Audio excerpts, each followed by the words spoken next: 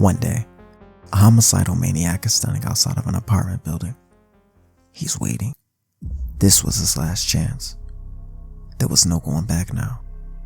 She had no idea that she was headed right for him. But after a long studio session, she just wanted to get home. When her and her husband got into the limo, he just went on and on about how great the new album was going to be. They got out of the limo and she started heading for the gate. She didn't notice that her husband had stopped a few steps behind her. He was talking to a fan.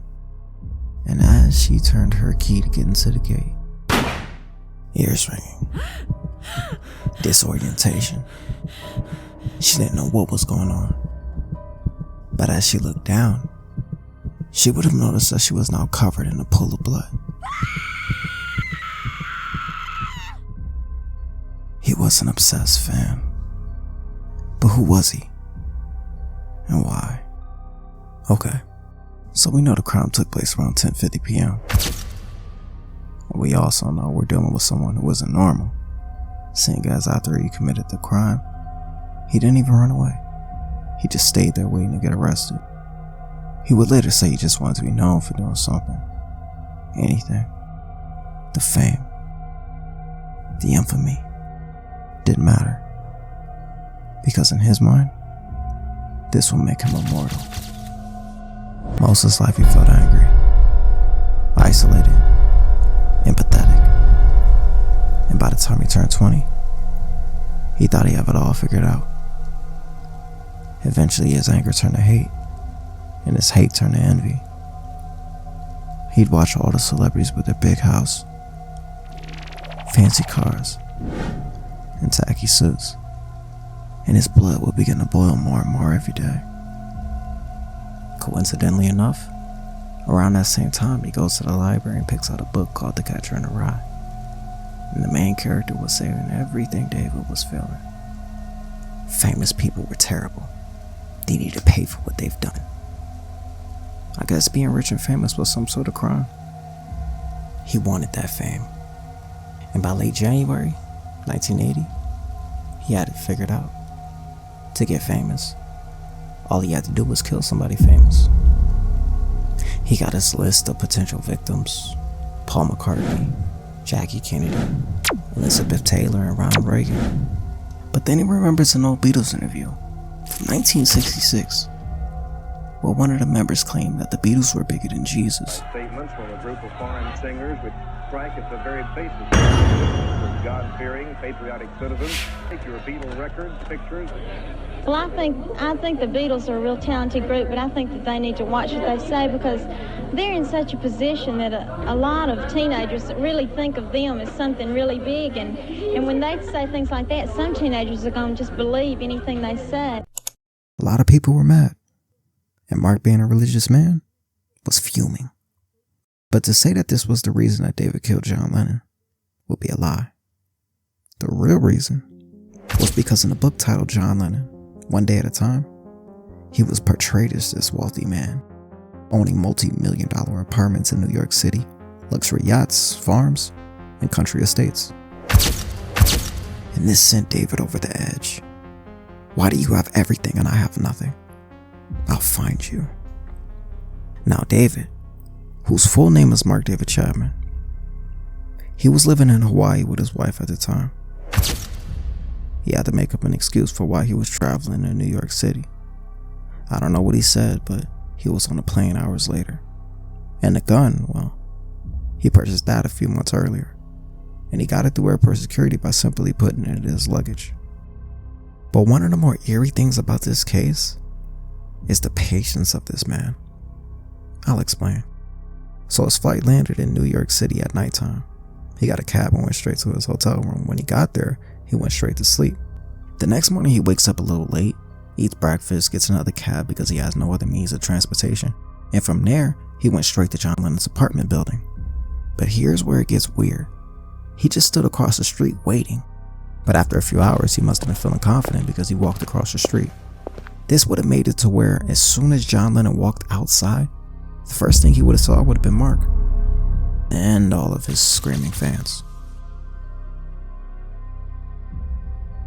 What you gotta understand is, John Lennon loved his fans, and when he walked outside, he wanted to feel the love of his fans.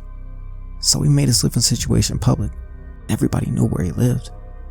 But never in his wildest dreams would he imagine that somebody wanted to hurt him. Especially not over something that he said 14 years ago.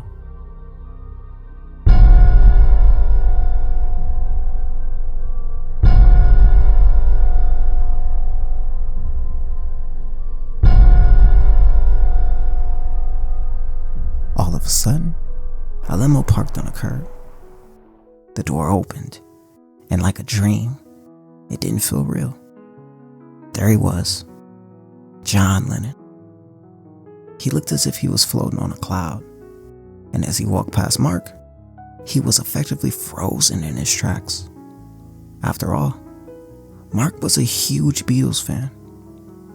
Now, if that sounds odd to you, well, that's because you're thinking logically. You have to think illogical, because Mark is an illogical person. So John Lennon would have been his sacrificial lamb for his infamy. Now, it wasn't until John had finished signing some autographs and headed inside that Mark had moved again. But when he did, he just sprinted across the street, runs down a few blocks, gets a cab, and then goes back to his hotel room. Now, when he gets there, he just books a flight to go back home. A few days later, he flies back, gets on the plane, tosses the gun in the lake, and goes home to his wife. And out of nowhere, he just starts crying, begging for forgiveness, confessing to her how he planned to assassinate John Lennon. But I tossed the gun in the lake, so please don't tell anyone, and blah blah blah. Now his wife, Gloria, she believed everything Mark was saying, so she didn't tell anyone. And after all, the only thing that made Mark dangerous was the gun. With that gone, he wasn't dangerous anymore. So Mark tried to live a normal life and put his past behind him. But then he started to hear a voice. Don't you want the fame? And the voice got louder. Don't you want to be immortal? He tried to ignore it. Don't you want the fame? But it was constant. Don't you want to be immortal? So when the voices got to be too much, don't you want to be immortal? Don't you want to be immortal? He decided to make a fatal decision. Remember that gun that Mark tossed into the lake? He lied.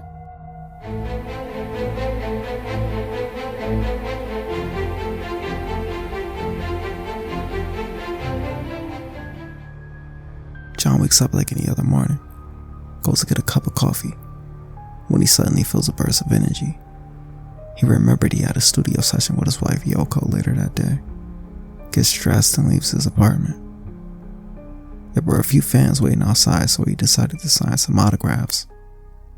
And when he signs the last autograph, he hands the album back, and the man nods as a way of saying thank you. The man that nodded was Mark. So John and Yoko get in a limo and they head out to get a bite to eat. When they were done, they started heading to the studio, and they would stay there most of the day. When it was getting late, around 10 p.m., they started heading back home, where Mark was waiting.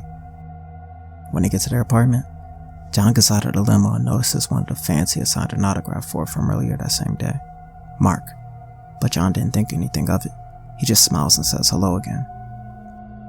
Now, John Lennon would have been famous for over 20 years at this point, so he would have had his fair share of odd fans. So someone waiting outside of his apartment wouldn't have been strange at all. Now, when John got out of the limo and noticed Mark, he had remembered that Mark actually didn't say anything earlier. He hardly even blinked. So in an effort to try to kind of humanize Mark, John just touched him on the shoulder and said, "You know, you really ought to get a blanket next time. It gets cold out here, you know." He was referring to the many hours that Mark had been waiting in the cold. But Mark thought he was talking about his failed assassination attempt for 2 months earlier. You know, when he froze and ran across the street like a psycho. Yeah, that's the one. As if John somehow knew his plans. So Mark was completely spooked. He thought he had been caught and John was just simply making fun of him. But John just laughs and says, "I'm just playing." Taps him on the shoulder and begins to walk off. And at this point, Mark didn't even want to do it anymore. He felt like John Lennon was such a nice guy. And Mark was shocked that he would just give some regular person a time of day. But then, don't you want to be immortal? Don't you want to be immortal? He just points and fires. So the shots that Yoko would have heard would have been Mark shooting at her husband. she would have been disoriented and her ears would have been ringing. And when she looked down, she would have noticed that she was now covered in a pool of blood, John's blood. She would immediately drop to her knees in an effort to try to comfort her husband. She was relentlessly screaming for an ambulance, as John would have been dying in her arms. 2 bullets entered the left side of John's back, traveling through the left side of his chest and left lung, with 1 exiting his body and 1 lodged in his neck, and 2 more bullets hit him in the left shoulder. He was pronounced dead shortly after arriving at Roosevelt Hospital. He was 40. Line, Howard, you have got to say what we know in the booth.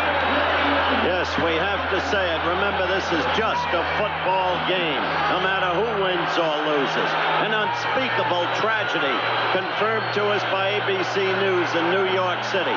John Lennon, outside of his apartment building on the west side of New York City, the most famous perhaps of all of the Beatles, shot twice in the back, rushed to Roosevelt Hospital, dead on arrival. Well, I hope you enjoyed. I'll be trying to make more soon. But for now, I'm out.